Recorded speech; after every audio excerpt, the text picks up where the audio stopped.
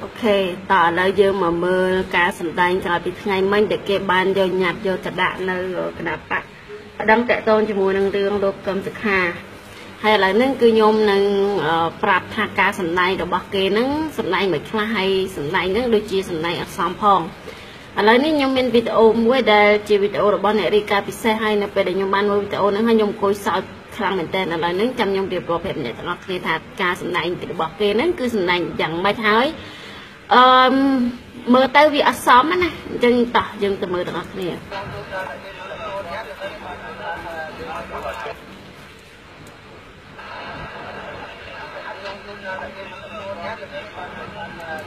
ok mình nè đại cặp bông đã trôi tới hết sập từ mình nè đại canh nhạt nắng cứ mua tha xây chùm đàn hay xây chùm đàn nó có cứ chỉ chùm nuôi cá to là bao lục hai sản là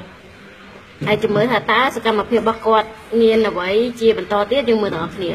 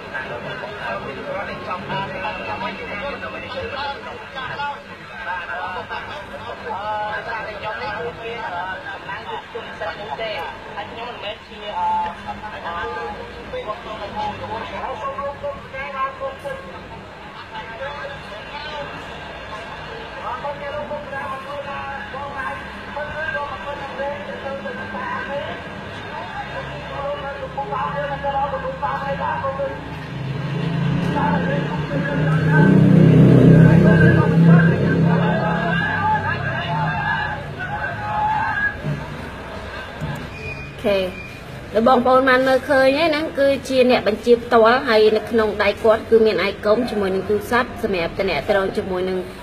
lục thái sập bàn đất hay nâng ở cái nhà thi bản tha hay xong chùm đẹp tha nè đến nơi không rụt thì tặng on đi cứ sốt tay chia chùm nuôi ca rồi bao lục thái sập bàn đất để vừa càng nghiền là không kia rồi bao nè niên thi bản tha đi cái nhà thi bản tha nơi không bờ rẫy bầm bùa rồi cá sập bầm bùn hay sầm rát nè để bẹp ma hơi nâng nè để cho hàng cài nâng cứ dương đằng ấy cứ sốt tay chỉ cầm sập con xe nán nè cho mà này tháp bộ quát cứ cầm từ mùi tên chẳng mình mau bị này cứ mau bị cái nạp bạc bị chơi chôn thằng đó nâng hay mẹ bộ quát đây có bông tờ rệp trong phơi này cứ dương ngồi tha hai ấy dùng tắc đấy đã bẹp con cho mùi nâng cả bát bằng con trò rương cô vua để trở ban chôn cướp krong hay rương prom đan xem để cái bông cát miên trung bình phải 4 cát krong cái đôi chụp chụp pro mà chúng nó để cột miên bánh hà đầy lý cột đã nhạt rồi cột vừa bắt được cam rồi cột cam phép to và nằm bay tiêm tia rồi từ thoa nhưng khơi thản miên khơi buộc cột mà trồ rù miên bánh té tẹt tôn cho mùi năng lục cầm giặc hà đã còn để chỉ rương mùi để bắt đất lang để dương đăng thay vì mình chỉ cặp bắt đấy buộc xa sầm lấy những sầm máy và chạy cả bị chia từ hai việc mình bài với hay xong bay tại cốt cứ chuyện anh được thiên rồi bao cái nạp bạ một phần là này xua thật cốt ai nhưng từ sân tận nia bạt nhưng ban ấy hay dương ban khơi như tha cá sân tận nia rồi bao cuộc cốt nhưng tiết cửa lấy nhưng cứ mình chạy tranh chụp hiện để là không nắng cứ mình cả sai chùm luôn bị bay để kia chui lực trường bật tố nhưng cứ mình phải nhú có sân tập hiệp hay là mình website trên tiết đây chỉ là bao lục hai màn đơn nâng cả nhà thi bản thả hay là này cứ được bọc ông ban người khơi như thiệp to cứ miền thiệp to tiết lời này sầm rạp cách sân tani là bao lục cầm sạc ha nâng xây cầm năn để kẹp bàn cát lại nó cứ sân tani to thiệp tiết hay xua tha hai đây ban chia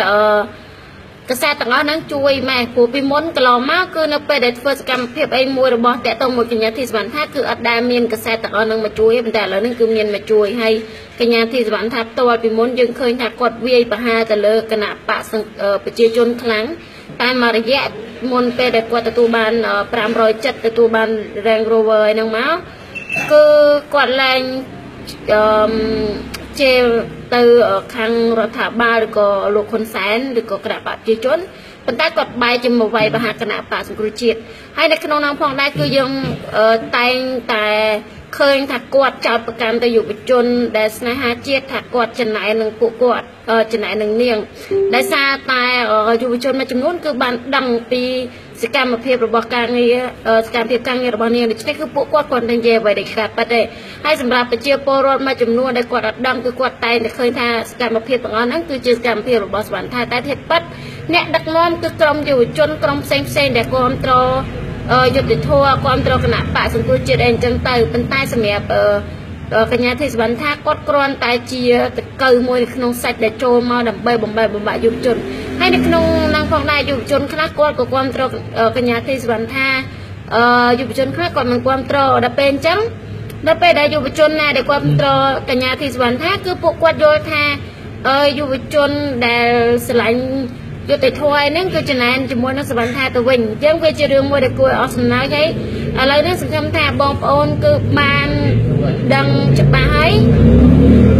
តកតងជាមួយនឹងរឿងសវណ្ណថាដែលគាត់បានបង្កើតរឿងរ៉ាវជាច្រើនមកធ្វើឲ្យប្រជាពលរដ្ឋយើងយល់ច្រឡំជាមួយនឹងយុវជនស្នេហាជាតិ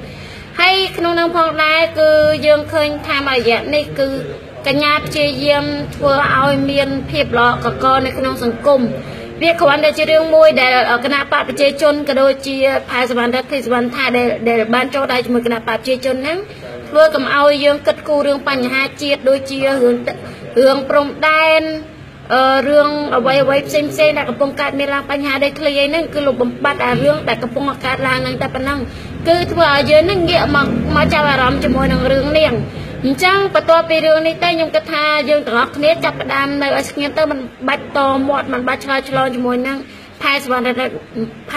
ផែសវណ្ណរដ្ឋនិងទេសវណ្ណថាទេយើងទុកពួកគេចោលទៅព្រោះអីពួកគេនឹងគ្រាន់តែជាតកៅក្នុងសាច់ទេហើយសម្រាប់ប្រជាពលរដ្ឋដែលគាត់តែងតែគ្រប់គ្រងដល់កញ្ញាទេសវណ្ណថាគឺខ្ញុំសូមជម្រាបថាឥឡូវនេះគឺផែសវណ្ណរដ្ឋនិងទេសវណ្ណថាគឺគាត់រស់នៅជាមួយគ្នាដោយជាប្តីប្រពន្ធទៅហើយម្យ៉ាងទៀតនៅក្នុងរូបភាពមួយដែលយើងបានឃើញកាលពីឆ្នាំ2013ផែសវណ្ណរដ្ឋគឺគាត់បានជេរកញ្ញាទេសវណ្ណថាធ្ងន់មែនទែនសិតតែស្រីចង្រៃស្រីលក់ខ្លួនដេកជាមួយនឹងយុវជនស្អីណាប៉ុន្តែចុងក្រោយគឺពួកគាត់បែរជានៅជាមួយគ្នាសួរថាហេតុអីក៏កញ្ញាទេសវណ្ណថាមិនប្តឹងលោកផែសវណ្ណរដ្ឋដែលបានចោទប្រកាន់នាងបែបហ្នឹងហើយចុះហេតុអីក៏មិនទៅប្តឹងអ្នកដែលចោទប្រកាន់នាងថាថោងសារ៉ាត់ទិញផ្ទះឲ្យនាងអីផងហេតុអីក៏នឹកខ្សែអត់មួយដែលមិនមែនជាសម្លេងពិតប្រកបដែលមិនដឹងប្រភពច្បាស់លាស់កញ្ញាមកប្តឹងលោកកឹមសុខាអញ្ចឹងបានន័យថាកញ្ញាក្បត់ទាំងបាក់ហើយក្បត់ទាំងឧត្តមកតេខ្លួនឯងទៀតអញ្ចឹងប៉ុណ្ណឹងសង្ឃឹមថាប្រជាពលរដ្ឋខ្មែរយើងទាំងអស់គ្នានឹងបានយល់ហើយសម្រាប់វីដេអូមួយនេះគឺដូចជាខ្ញុំបានបង្ហាញអញ្ចឹងម្នាក់ដែលកំពុងតែដើរខ្សឹបខ្សៀវគេហ្នឹងគឺជាជំនួយការរបស់ផែសវណ្ណរដ្ឋអ្នកដែលកាន់ឯកសារហ្នឹងក៏ជាជំនួយការរបស់ផែសវណ្ណរដ្ឋហើយអ្នកដែលចូលរួមហ្នឹងគឺសិតតែអ្នកដែលធ្វើការងារនៅក្នុង page អ្នកដែលធ្វើការកាន់លើ website របស់កញ្ញាទេសវណ្ណថាហើយនឹងក្រុមសម្ព័ន្ធសេនានាគហើយក៏ដូចជាក្រុមយុវជនផ្សេងទៀតរបស់គណៈបកប្រជាជនបើសិនជានិស្សិតមែនមុខអាចារ្យអញ្ចឹងហើយសង្ឃឹមថាហើយគាត់ថាបើសិនជានិស្សិតមែនចំណាយពេលវេលាមកអត់ប្រយោជន៍អញ្ចឹងហើយរៀនចប់រៀនដល់បណ្ឌិតហើយអីក៏ល្ងងឲ្យគេបោកបានអញ្ចឹងគឺខ្ញុំគិតថាវាគ្រាន់តែជាការសម្ដែងអសមអសមអញ្ចឹងបាច់សម្ដែងទេទៅលក់ម៉ាន់លក់អីទៅលឺហាលអីទៅហ្នឹងហើយខ្ញុំមានតែប៉ុណ្ណឹងហើយសូមឲ្យបងប្អូនខ្មែរទាំងអស់ពិចារណាដោយខ្លួនឯងបន្តទៀតទៅថាអ្វីដែលខុសអ្វីដែលត្រូវហើយកុំឲ្យចាញ់បាបគេបន្តទៅទៀតចាសសូមអរគុណ